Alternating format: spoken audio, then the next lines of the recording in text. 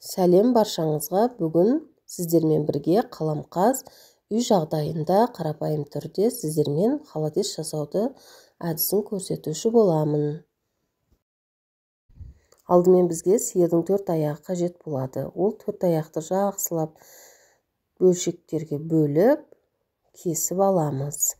Оны кесіп 4 аяғымыз кесіп аламыз да жақсылап жуамыз. Оны жуып болған соң біз қазанымызға салып, газге қойып, қайнатушы боламыз. Бір қайнап шығады. Қайнап шыққан соң оның суын төгіп сап, қайтадан су қойып қайнатып, көбіктерін 2-3 қайтара көбіктерін аламыз. 2-3 қайтара көбіктерін тағы аламыз.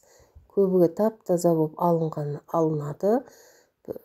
Қайнап жақсылап піскен соң, оны біз сүйектерін, еттерін алып, сүзіп аламыз.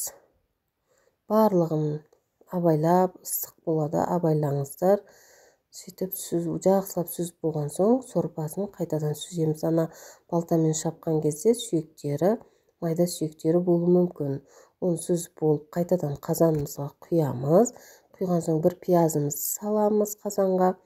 Одан кейін 2 сәбіз бен 3 картошканы алып, жақсылап теркадан өткіземіз. Бірінші сәбізімізді саламыз.